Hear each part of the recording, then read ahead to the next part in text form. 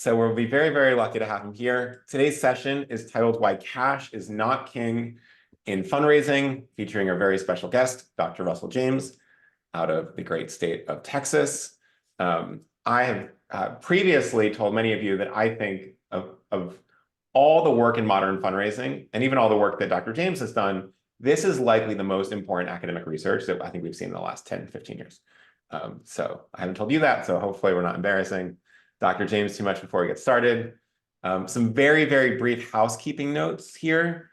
This event is CFRE approved for 1 credit, as much of this is.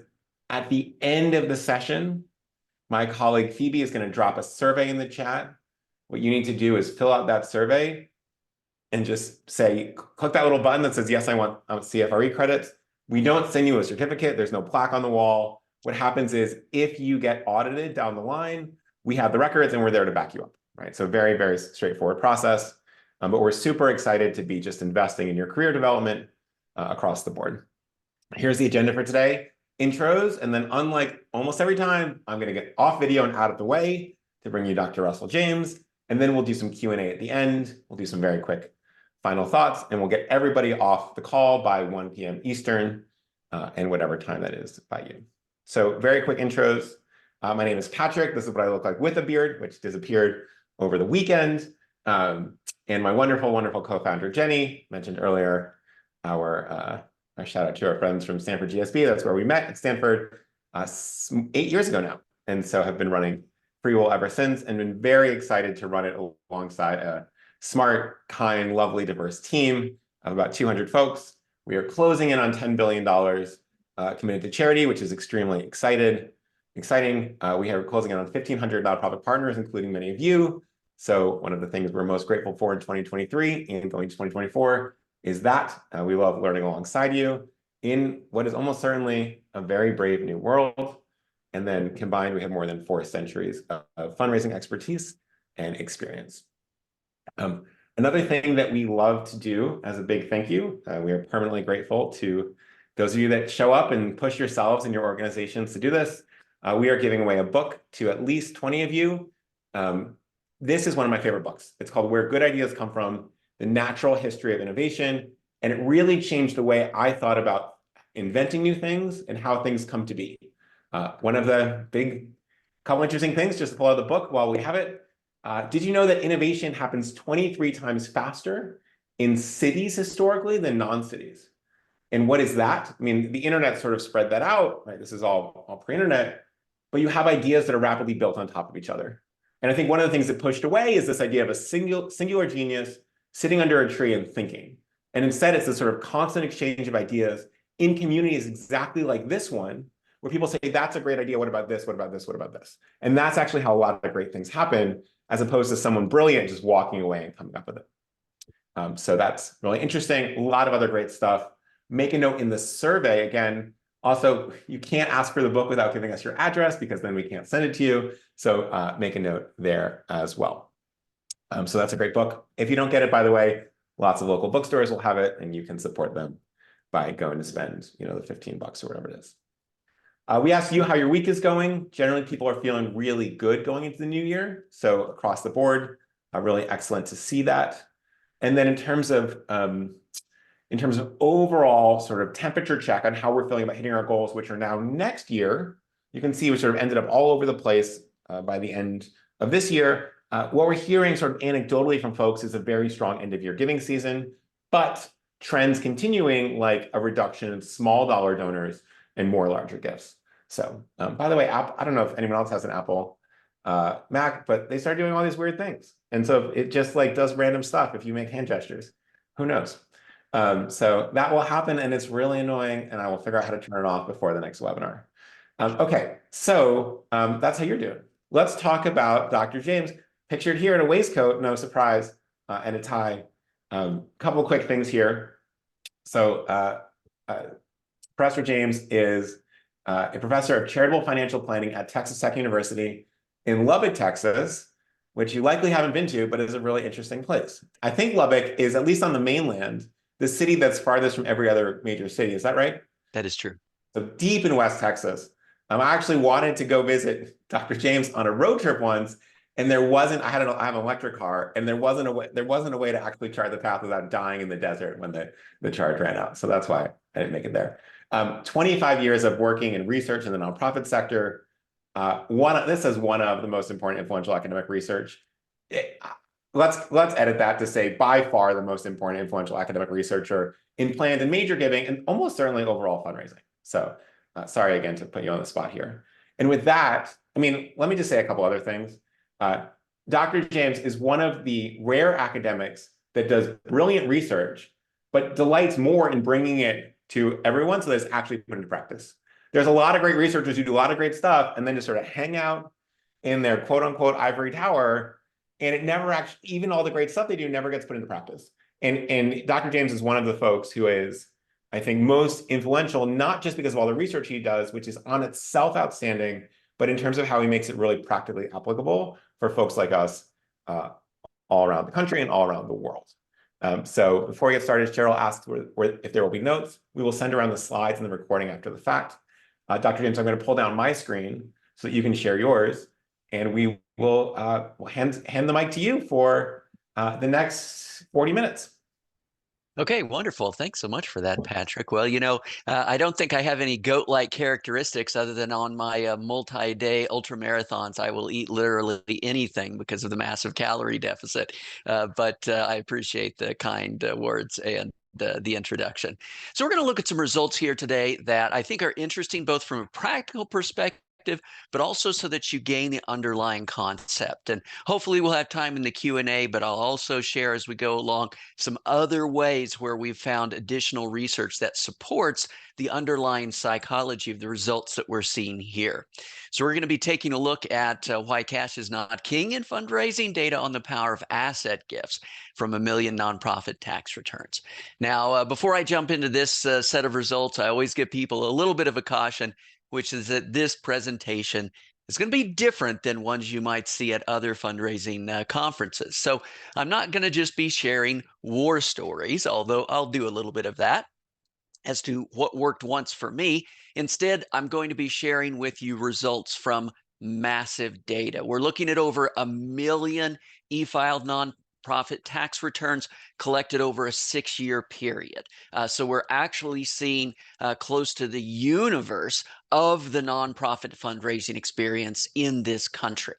Another thing that's a little bit different is that I am not selling you anything. I'm a tenured professor, which means I can annoy you as much as I want and you can't do anything about it. Now, because of that, that means I'm more likely to share things with you that make you unhappy rather than just those things that I could say, I'll tell you it is true because it'll make you happy.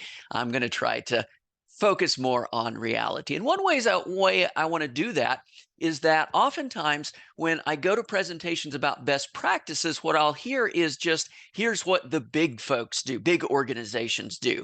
But in this presentation, we're going to look at best practices as what the growing fundraising organizations do differently than those organizations that are not growing their fundraising.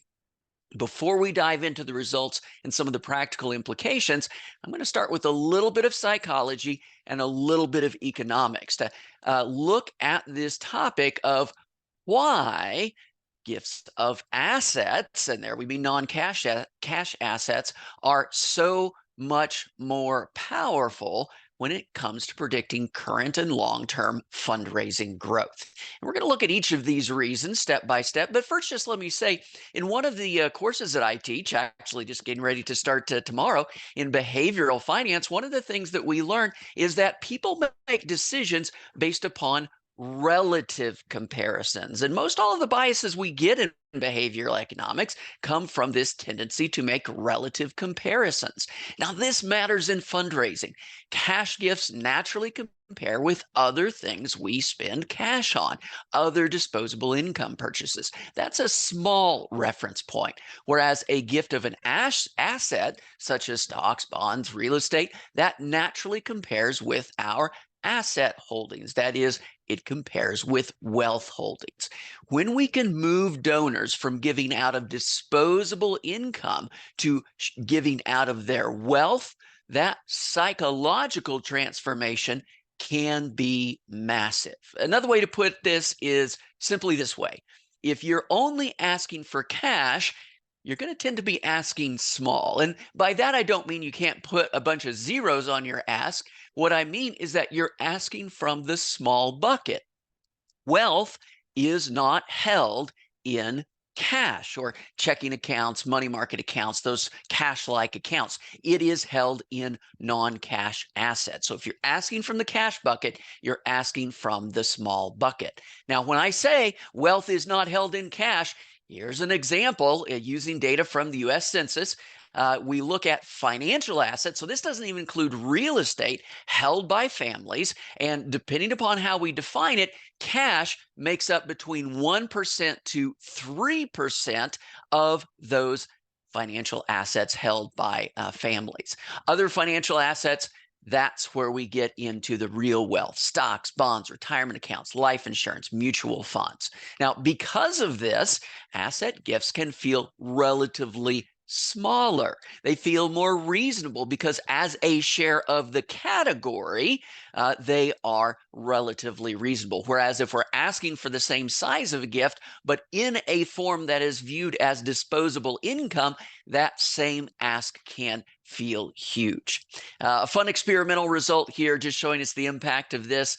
Shoppers were going into a grocery store and they were asked if they'd like to participate in an experiment in exchange for a candy bar. Some people were simply asked, what's in your wallet or purse? Do you have any cash? Do you have any credit cards? Other people were instead asked, do you own any stocks, bonds, certificates of deposit? Just changing that question immediately changed their behavior. People who had been asked about their wealth actually then spent on average 36% more on their subsequent shopping trip. So these wealth reminders change behavior. In particular, they change behavior when it comes to charitable giving. People who feel wealthy, which is helped by reminders and conversations about their wealth, tend to act charitably. We can do this experimentally by asking people about their wealth in a way that makes them feel wealthy. We can see this in national data that predicts who is going to give. It's not just who has money, it's who feels wealthy. One of the reasons why these gifts of assets are so powerful has to do with a concept from behavioral economics called mental accounting. And that is, people tend to attach labels to financial assets, and then they treat them differently based upon those labels. Now, this is critically important for the psychology of major gifts because most donors will only think of giving as something that comes from their disposable income. It can be transformational if we can get that donor to start thinking about their assets, their wealth, as donation relevant. That recategorization of the wealth category, not just the disposable income category, as being donation relevant can be transformational. By the way, what is the first time that most donors will ever commit to a gift from their wealth? Well, it is when those donors commit to that gift from their wealth in their will documents or in their estate plan. Now, what happens to people's current giving after they add a charitable component to their estate plan? What happens is that it changes massively. From a nationally representative study tracking adults age 50 and above, we see a 77% spike in current giving that happens after people add charity into their estate plan. And this spike is sustained 2 years, 4 years, 6 years, even 8 years later. So there is something transformational that permanently changes the donor's giving processes after that gift in a will takes place. And what I think is happening here is we are seeing donors beginning to think of their wealth as donation relevant, not just their disposable income. Because one thing I can tell you about a gift in a will, regardless of the specifications of that gift is not a gift of disposable income. It is necessarily a gift of wealth, a gift where they are sharing their wealth. By the way, we also did additional analysis to say what's the propensity, not just of their average giving, but the likelihood that they'll make a large gift, such as $10,000 a year. So over a 5-year commitment, that's a $50,000 gift. Those likelihood of making those very large gifts to organizations actually goes up at an even higher rate than just the average does. So again, it is this propensity to make these very large donations that happens after the gift in a will commitment takes place. Same psychology. We're just looking at a different application of it there. So it's this idea of labeling assets as donation relevant. We even see this in experiments. If you can expand the total number of budget categories that a charitable donation applies to, adding those categories increases giving. There are some other reasons why making gifts from assets during life, in other words, today, can really promote charitable giving. One of this is that we know experimentally that irregular unearned gains, such as appreciated assets, stocks, real estate that's gone up in value, those generate more giving than if people were to be giving from their regular earned income. So we see it actually, they spend it differently, more likely to spend on luxury goods, more likely to spend on charitable donations. In large part, people are much more willing to make a large gift from these kind of irregular unearned gains because they don't try to fit it into that weekly budget. They say, oh, this is something unusual. This is an exceptional event. And when that gift becomes an exceptional event, we no longer have to fit it into the budget. It's in a different category, and it can become much larger because it is this exceptional event. Now, another reason why these gifts of assets, of non-cash assets, tend to be very powerful is actually something that has to do with a bit of sociology. And this is the idea that cash is antisocial, whereas gifts of objects are pro-social. Now, believe it or not, we have lots of experimental research that shows that when you remind people of cash, of money, it's actually not helpful for charitable giving. It promotes independence, market exchange motives, reduces people's willingness to help and to make donations. Gifts of objects, on the other hand, are different. Gifts of objects are common in social relationships. They emphasize communal norms rather than just the self-interested exchange relationships and exchange norms. I mean, we might think of it this way. If you were to invite me over to your house for a nice dinner, it would be perfectly appropriate for me to show up at the front door and say, thank you so much for this invitation. Here's a nice bottle of wine to enjoy. It would be a little bit less appropriate for me to show up at the front door and say, thank you so much for this invitation. Here's $50 to help defray the cost, right? One thing is appropriate. Gifts of objects fit with these social emotional relationships that drive substantial investment gifts, whereas cash does not. A couple of other reasons why we see that the power here. One is that raising these kinds of gifts does require a bit more fundraiser technical sophistication. Now, you might look at that as a hassle or a barrier, but actually it can be super powerful from the context of changing the relationship with the donor, from one of simply asking to one of providing valuable advice or ideas on how the donor can most effectively accomplish their philanthropic goals. By the way, if you have interest in picking up those skills, you don't have to join my online graduate courses at Texas Tech University. They don't give me a cut of that tuition anyway. I make all that stuff available for free. You can get online free 65 short videos that go through all of what we call planned giving, which is essentially gifts of assets. The final reason why, by the way, gifts of assets are so powerful is just math. They're just cheaper. And if you don't understand what I'm saying when I say they're just cheaper, let me just give you the 2-minute version of one of my planned giving tax law courses. Appreciated asset gifts are objectively cheaper. If I write you a check, I get a tax deduction. Maybe I can use it, maybe I can't. But if instead I make a gift of appreciated assets, I not only get a tax deduction of the same size if I've held it for a year or more, but I also get to avoid paying those capital gains taxes. And I get that advantage regardless of whether I'm itemizing or not.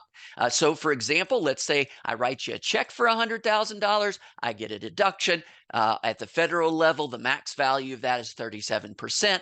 If I instead make a gift of $100,000 of appreciated assets, maybe some stocks I bought for $10 a share, they're now worth $100 a share, I not only get that a tax deduction of that same size, but I also get to avoid paying over $21,000 in federal capital gains taxes.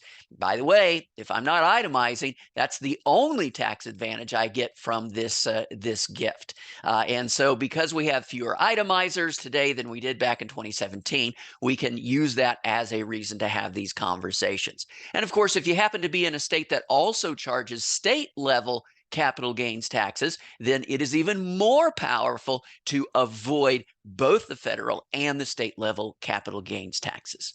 One last little trick I'll mention before we jump into the results is this, that oftentimes if you mention this idea of saying, hey, do you have any appreciated assets that you'd like to use to make that gift instead of cash? A donor might say, well, I've got some shares of Apple stock and it's really gone up since I bought it, but market's kind of weird right now, not a really good time to give.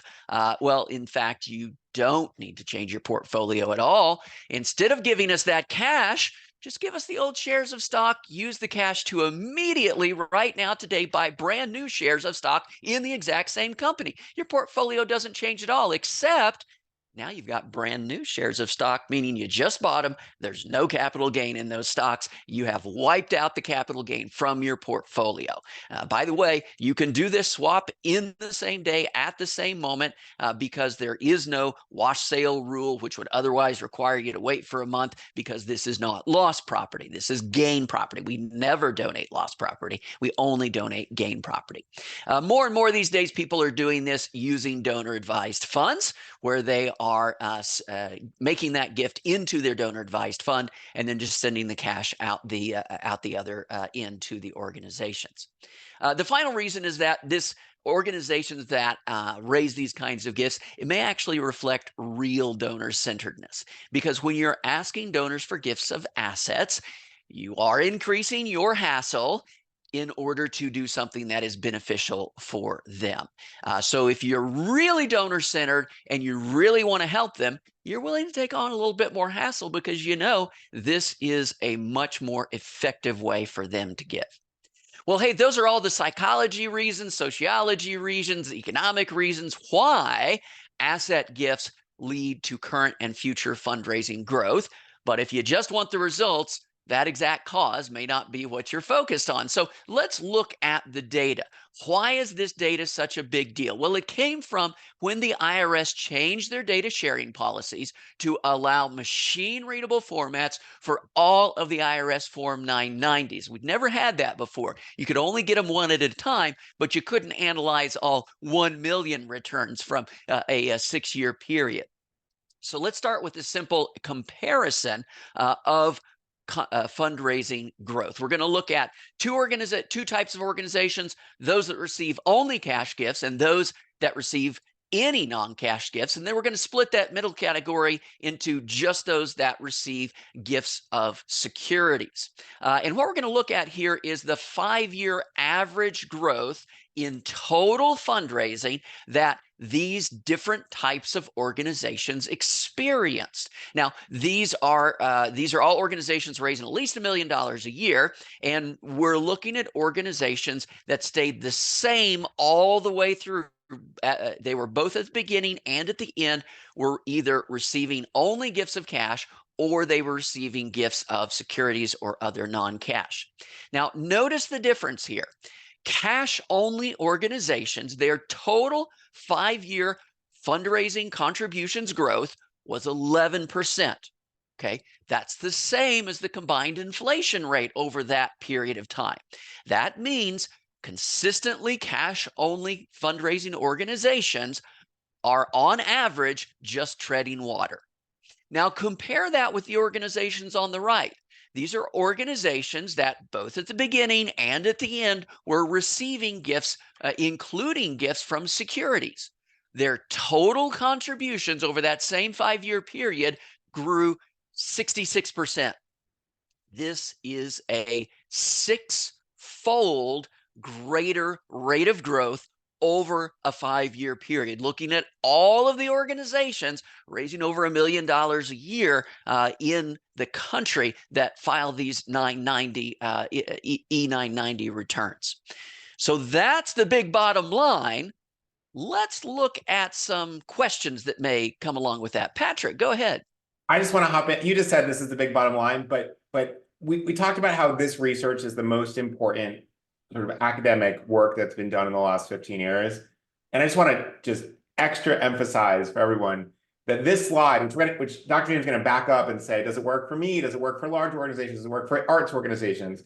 This is the single most important thing that you can take away from it. So if you want to screenshot it right now and send it to your boss right now, or the rest of your team, this is the punchline. And it's easy for me to jump in and emphasize that because Dr. James has been talking, will continue to be, but I just want to name that in terms of how important this exact piece is. Okay, back to you to continue onwards. Yeah. Thanks, Patrick. And actually, let me emphasize what Patrick is saying there, because I have spent literally decades doing data analysis in charitable giving, doing experimental work in charitable giving. And honestly, most of the stuff that we publish in academic journals, it's all about things like, well, without this intervention, people gave $7.20, but with the intervention, they gave $7.95. And so that's wonderful, and that's publishable, and that's statistically significant. But what you need to not miss is that these two results, this one and the one we saw on current giving following adding a charitable component to the estate plan, these are the only two results that I've ever seen that demonstrate this level of magnitude of difference. Okay, this isn't some tiny little difference. This isn't some, well, it helps a little bit. This is a 6-fold increase in long-term contributions growth, looking at all of the nonprofit organizations in the country. This particular analysis looking at those raising over $1 million a year. And so I just want to emphasize again, agreeing with Patrick that, hey, I've published lots of stuff, getting close to 100 published peer-reviewed journal articles at this point in my career. And I agree with them that in terms of practical impact, it's this one and the one I shared with you about charitable gifts and wills, that they're the only two that show this massive real-world transformation. Now, being a data analyst guy and a researcher, the first thing I do when I see one of these results is I want to question it, right? All right, well, maybe there was something special about that particular period of time. So we looked at a bunch of different 3-year time periods in between and all the way in between these, and we saw exactly the same thing, that cash-only organizations, their growth was flat, and those that were non-cash, in particular securities, was bigger. Okay, here's another question. Maybe it's just that these organizations receiving non-cash gifts are bigger organizations, and so that was the reason that's driving it. Well, it turns out it doesn't matter what level of contributions the organization started at.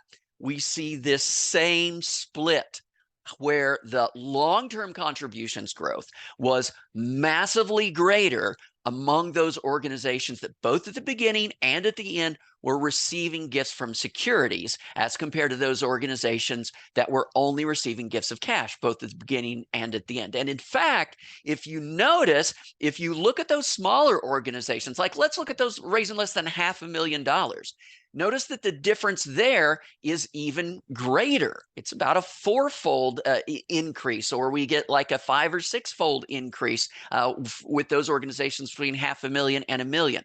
Now, by the way, smaller organizations, you'll see on average, their average growth rate is higher. That's simply because it's easier to sort of make a 10x increase if you're only raising $100,000 than if you're raising $500 million, right? And so that's why we do see that sort of compression of numbers as we get into the larger organizations. Okay, so all of these results, we've just been looking at the some versus none, right? That is those organizations that receive any gifts of securities or any non-cash gifts versus those organizations that receive none. They only receive gifts from cash. So now let's switch the comparison. What about what happens as nonprofits shift to a larger share of cash or a larger share of non-cash gifts? Well, here's the overall result. When we look at what happens in the same year when gifts shift from cash to assets, on average, and what we're looking at here is what happens if we see a 10 percentage point shift.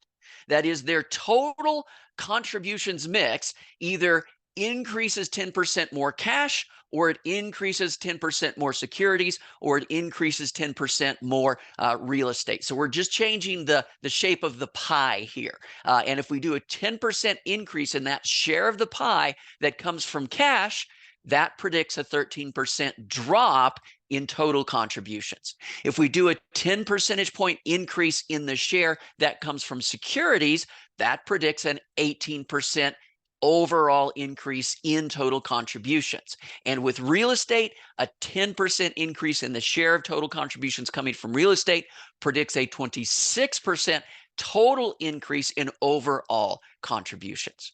By the way, I threw in real estate there. Does the type of non-cash asset matter? It does indeed. It is those asset categories that represent actual wealth that are most powerful.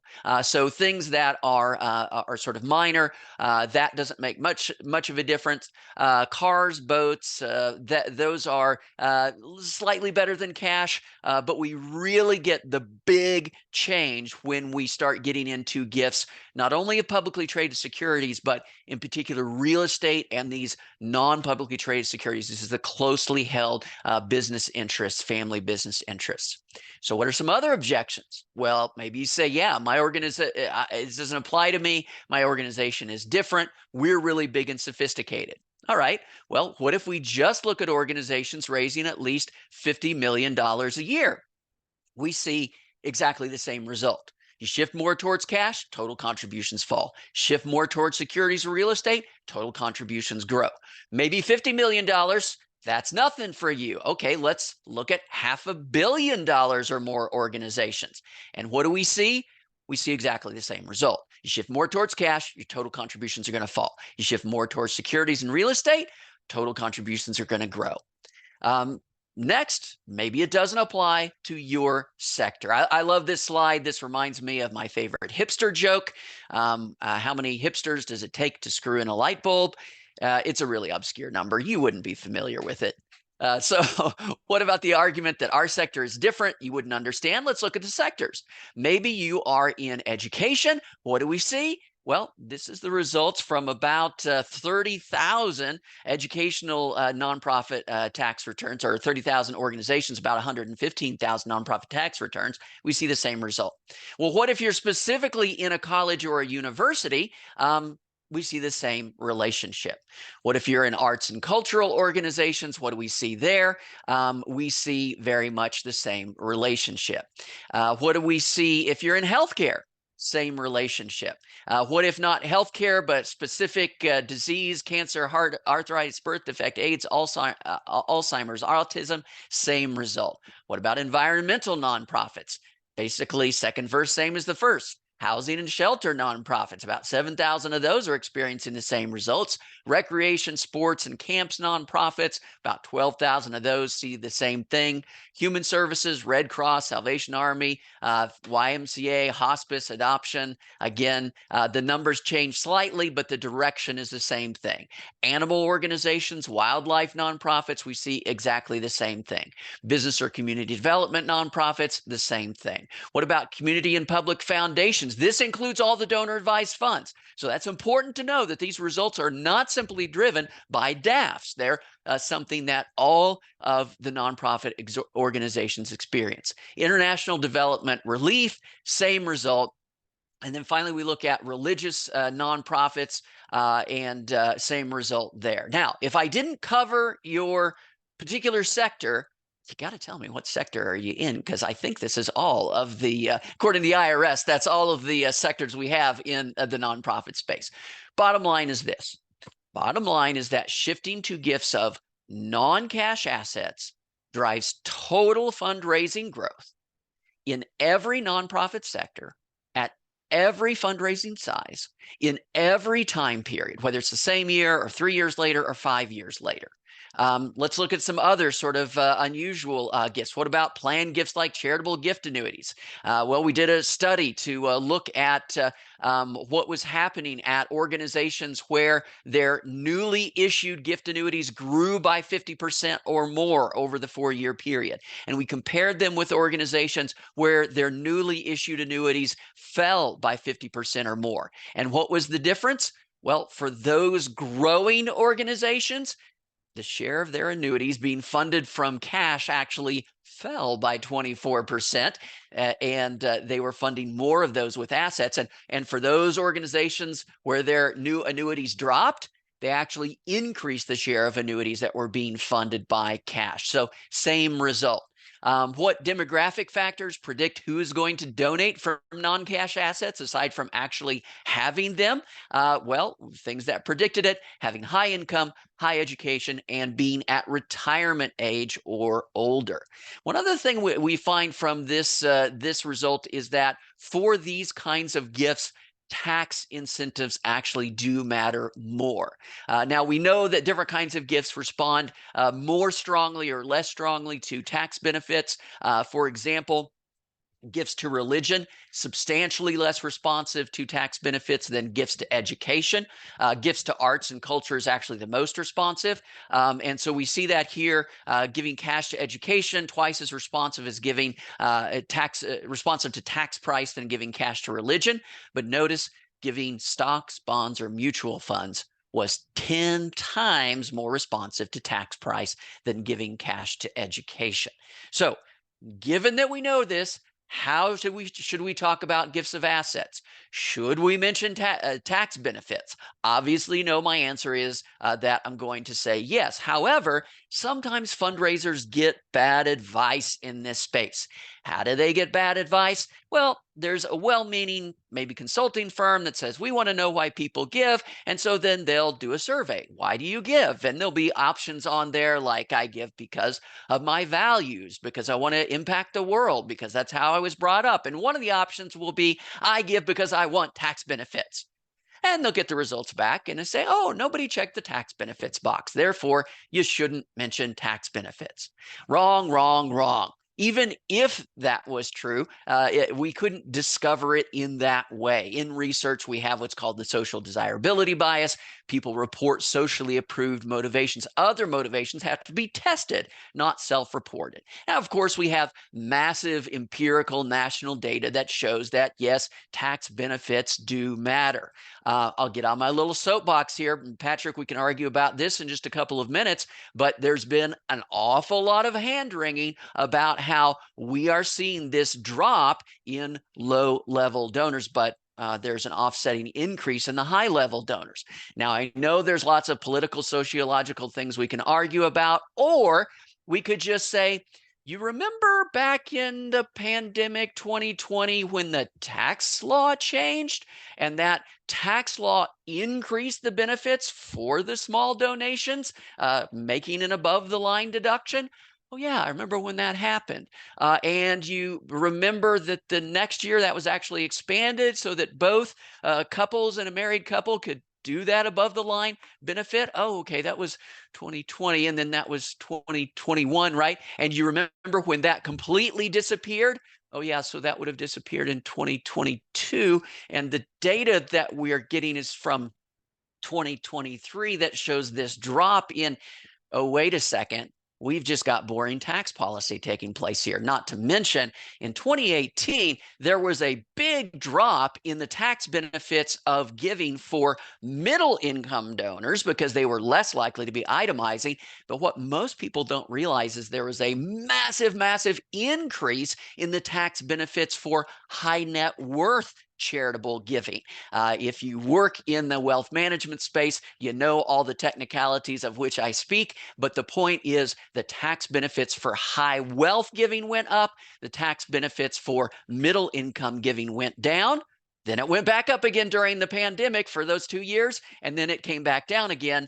And we're seeing some of that impact. Sorry for that little aside there. But here's what we do to see what is the impact of this. We don't necessarily just need to look at national data. We can also look at experimental, randomly assign people to one of two descriptions of a gift of stocks or bonds to charity. If you add the tax benefit, they're more interested in that gift. We did with another group, we randomly assigned them to one of three descriptions of, in this case, a gift annuity, where we either made no reference to the tax benefit, put the reference at the end, or brought the reference to the beginning. And you see here that people's interest in making the gift goes up as we do that. By the way, we randomly assign people here, but we went ahead and rotated the group. So the group at the top is now the group at the bottom and vice versa. And here we're describing a different kind of a gift called a life estate deed. And if you don't know what that is, then, get on YouTube and watch the plan giving videos. You'll figure it out. But again, we get the same result. No reference to the tax benefit, less interest. Put it at the end, interest goes up a little bit. Lead with it, interest goes up even more. We did rotate it one last time. This is with an identical description of a charitable remainder trust. Same result, except here we brought it almost all the way to the front and then all the way to the front. Some of the best phrasing to describe tax benefits. Is there any magic way? We tested these, asking people what they want to read about on their favorite charity's website. And it turns out there's no magical phrasing as long as you reference the benefit. Now, mentioning tax benefits work, but it isn't the reason for the gift.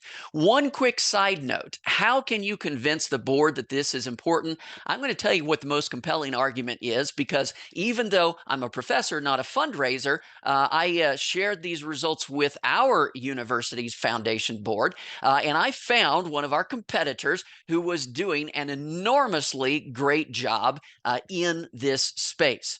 And it was highly compelling to show them that essentially we're getting our butts kicked. Now, why is that? Well, frankly, they've just staffed up in this space over many years, and they are being very effective in this space. So some new strategies. Accepting non-cash gifts is safer today than it's ever been before. If you want to accept them directly, you can use new instruments like the single asset LLC, but more and more organizations are simply shifting those to donor advised funds, so they don't have to deal with managing the asset or the transaction. They just get the cash out the other side. Non-cash gifts are more important, but they are more work. So having those conversations is not just hitting the easy button of cash only. So, that is what we see from some national data. I understand that I am not making your life easier with some of these, but I'll go ahead and end it there and stop sharing and turn it back over to you, Patrick. Great. First of all, thank you so much. I'm going to go back into slideshow mode. I assume everyone can see this. Yes, great. We can see a big screen that says resources. Yes. Perfect. Thank you so much. Okay, so huge thank you. Very quick housekeeping stuff. My colleague Phoebe is going to drop a note in the chat right now if she hasn't done that already. So helpful. And this is going to be the survey link that we discussed. So I'm going to Great. So it should be right up there. Thank you, Phoebe. Super, super helpful. Couple quick things in that. One is, remember 40 minutes ago, before you learned all these new things, we talked about this great book. To remind you of that. So that's in the survey. I'm going to go through these very quickly, and we're going to get to Q&A with Dr. James in a second. Again, if you fill out the survey, we're going to send you a couple of the links that we've referenced in this conversation and a few more of our favorite ones from Dr. James, unless Russell, you want to disown any of your previous research right now. We'll withhold that. Nope, all Then good. last thing I Feel want to free to invite, share. great, invite folks to tomorrow, same time, so noon Eastern tomorrow, January 10th. We're going to do a short session with me, probably about half an hour, looking at some of the technology around smart, about some of these non-cash gifts and how other charities are using it. So if you want to come to that, just make an RSVP note in the survey. That will be really fun. So please, if you haven't already, click on that survey link. And then also we have a ton of good questions. So Russell, I'm going to fire away at you if that's okay. I will Yes, hop go in for it. with some thoughts at some times. But a couple of these are very specific to you. One question is, are there any plans to go back and update the research that you just did? Right, absolutely. So two answers to that. One, yes, there's actually a really great data sharing collaborative that's taking place now, where this 990 data is going to become the more recent data is going to become more accessible to donors, or excuse me, to researchers. Aspen Institute, several others are together on that, and that should take place in about 6 months. And so that data is going to become more available. We should see more and more results of this. But let me say that these results are actually more important. And here's why. It's because what has happened since that time is we're starting to lose the ability to see donor behavior because they're doing all of this through their donor advised funds. And the organizations themselves are just receiving cash, even if they are asking for and getting gifts of stocks. People are now used to shipping that through their DAFs. And so it's not showing up on those organizations 990. So this is a case where, yes, we'll update it, but this is actually a more solid result because of what has happened in the space in the meantime. And one thing to note there is that when we look at donor advised funds, and we mentioned this to some folks in the past, Schwab and Fidelity and those folks consistently report that 2/3 of their gifts going into donor advised funds is not cash. Yeah. And so, we've talked a lot about the explosive rise of donor advised funds. Remember that growth is actually just an extrapolation of the research that Dr. James is showing, that they are growing so quickly because they are so avid at taking these non-cash assets and make it really easy. So they're like best of the best in terms of making this easy. And that's why some of these DAFs have grown 5x over a 10-year period, which is a really important point. Dr. James, there was a bunch of excitement when you said you had a new book. And then a lot of people said, oh, I'm not a Christian ministry. So the question is, well, do you think it'd be relevant for other faith traditions? That's the first question. Yeah, sure. So essentially what to preview some of the results is that a lot of the things that we're saying here, I'm just going to be saying it's actually 2,000 years old. We see it in the words used in the early church. What did they give? They gave gifts of assets. They shared houses, land. And so this is, as much as I love it's the latest thing and it's my thing, it's actually a couple of thousand years old. And so it's really just re-emphasizing some of these same concepts that are just universal concepts in what motivates giving. That's a great point. One of the other questions folks had is, the last 4 or 5 years have been really wild, partly to the tax changes, and I think among these things, we saw the rise of donor advised funds. We've seen the rise and fall and re-rise of crypto.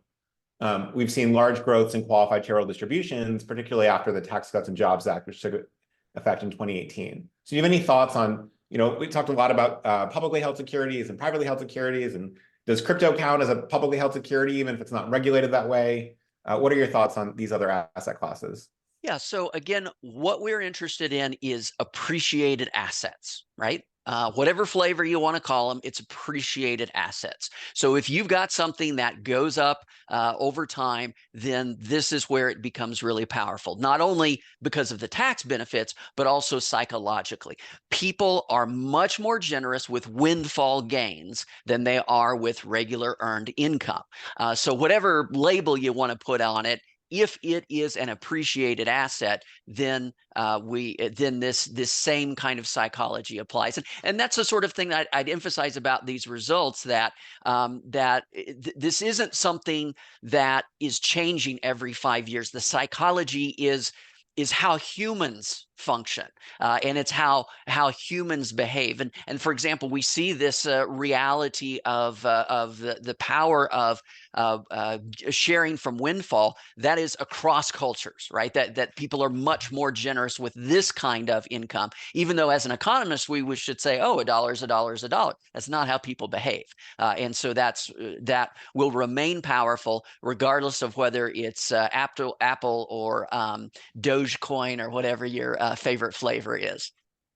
That's right. One thing that I found really interesting in that grocery store example that you talked about, that we've discussed sometimes, is there's really two, as you mentioned, there's two benefits here. One is the psychological benefits of thinking about assets and being reminded of wealth. And the other is how much cheaper it is from a tax benefit standpoint. And the grocery store is an interesting example because you saw that huge increase in spending, but it's not the case that anyone paid with stocks or paid with crypto or paid with real estate, right? They went in with cash. And so one thing that's a really important takeaway for this group is, especially if your board or your ED is like, well, we just need more cash gifts.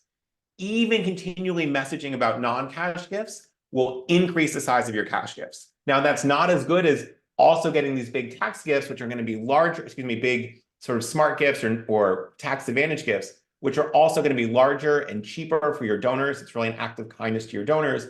But just consistently messaging this is going to make all types of giving better off, which I don't think enough people understand. And so really leveraging both parts of this equation, psychological benefits and the tax benefits, is a really key thing as we sort of go back into practitioner world across the board. Yeah, 100%. And in fact, one of the simplest ways to do that is, if you're sharing donor stories, why not share a donor story of a donor that gave something other than cash? And so again, it's constantly messaging this idea of somebody could think about, oh, well, I have securities. Oh, well, I have whatever that asset might be, stocks, bonds, CDs. Whenever we remind people of their wealth, it changes their behavior. When people feel wealthier, I mean, there's a psychological reason why we have fundraising events in opulent surroundings, because when people feel wealthy, oh, okay, they start acting more charitable. So yeah, those reminders are very powerful. And the best reminder of all is to get somebody to do their estate planning and realize, oh, I've got a lot of wealth here, and what should I do with it? And let's do something charitable with it. That's really, really important.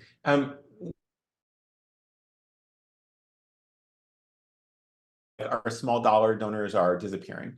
And I think you're exactly right. Like folks like you and I and other curious people on the call don't have the luxury of saying, oh, well, that's just how it is, right? Everything has to be happening for some underlying cause. And there may be others, but these tax changes really, really, really matter.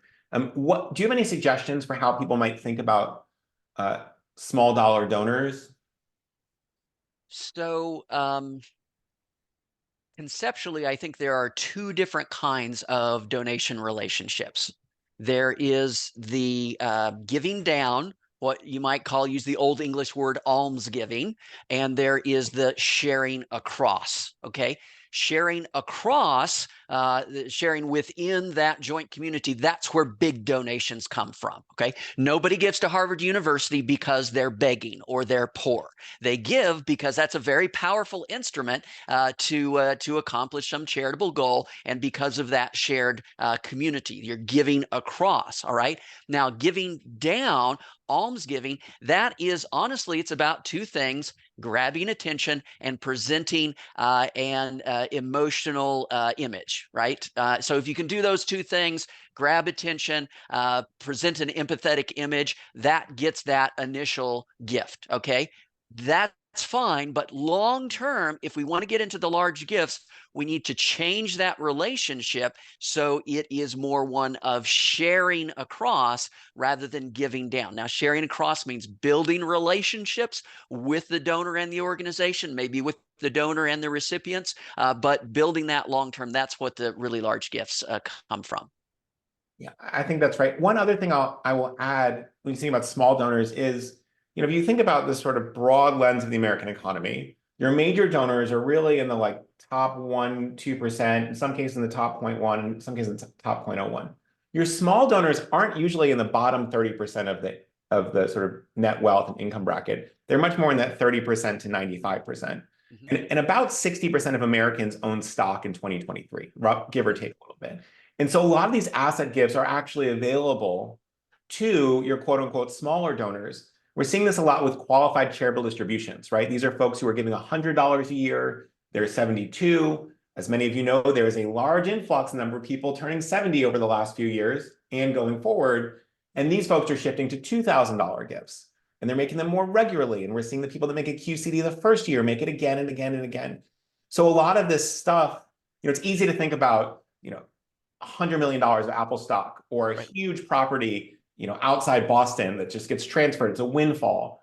But in the $1,000 increments and the $3,000 increments and the $10,000 increments, often from people who are giving $200 and change the way they give, right? When Dr. James is talking about this huge growth, he's not saying these random new folks with stock rolled in and started giving. We took exactly the same people we already had, right? Iowa State didn't print a bunch of new alumni. Instead, we took the existing alumni and changed the way they give. And so that's a really important piece here. And that's really accessible for you. And by the way, go ahead. Some of these folks are sitting on more than you think, but because you're only asking for cash, we think they're small dollar donors, where in fact they're mid or major capacity donors who are giving you small checks because that's all you asked for.